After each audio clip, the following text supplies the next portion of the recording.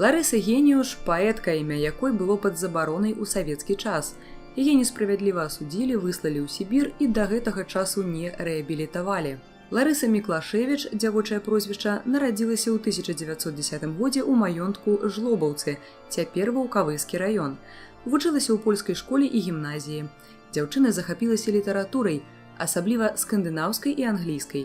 Тады і пачала пісаць вершы. У 25 гадоў Ларыса выйшла замуж за Янку Геніуша, выпускніка Пражскага медуніверсітэта. Маладыя перабраліся ў Зэльву. Хутка нарадзіўся сын, а ў страшным 37-м Геніушы выехалі ў Прагу. Тут Ларыса Геніуш працавала ва ўрадзе Беларускай Народнай Рэспублікі, адказвала за архіў БНР, а таксама дапамагала эмігрантам, палітычным уцекачам і ваеннапалонным.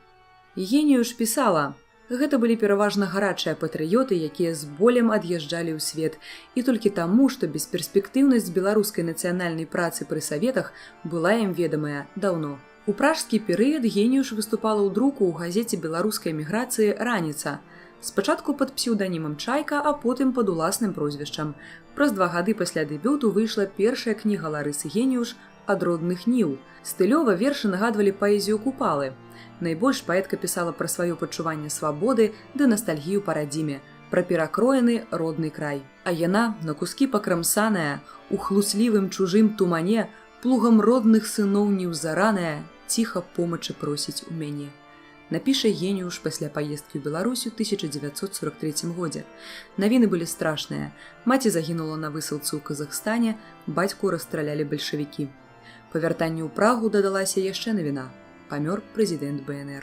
Вайна скончылася. Геніушы атрымалі чэхаславацкае грамадзянства.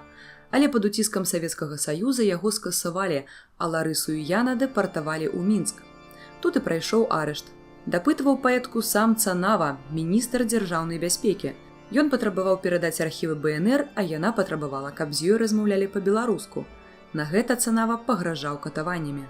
Колькі іх ужо перавярнулася тыранаў на нашай зямлі, і кожны крута загадаваў найстрашнейшую нагласць – любіць сябе. О, не-не-не, мы нашчадкі Міколы Гусоўскага, мы племя Скарыны, браты Кастуся, пісала Ларыса Геніуш. Праз год пасля арышту Ларыса і Яна атрымалі па 25 гадоў высылкі. Паэтка адбывала тэрмін у лагерах Комі і Мардовіі, і тут яна яднала вакол сябе беларусаў. Сярод вязняў яе клікалі маці, вершы яе называлі глюкозай, іх завучвалі на памяць як малітвы. Падпольна Геніуш пісала вершы, а за межамі лагера яе імя замоўчвалі. У альманаху твораў беларускіх эмігрантаў, які выйшаў у Мюнхене ў 1955 годзе, вершы Геніуш былі змешчаныя ў адным раздзеле з творамі паэтаў, якія лічыліся памерлымі. Свабода прыйшла ў 1956.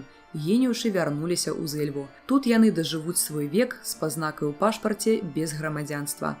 Усе просьбы аб рэабілітацыі атрымалі адмову. Увесь час яна знаходзілася пад наглядам КДБ. Нягледзячы на гэта, частымі гасцямі ў Зэльве былі паэты, мастакі, навукоўцы.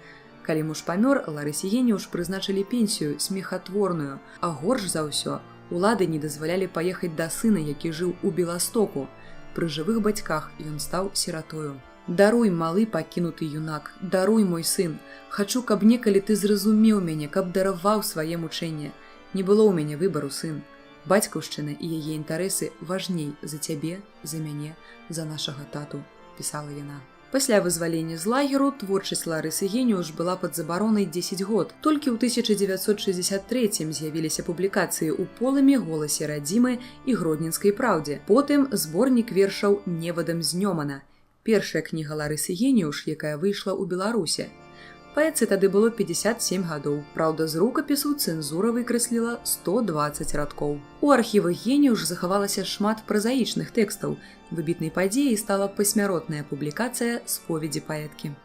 Памерла Ларыса Геніуш у 1983 годзе.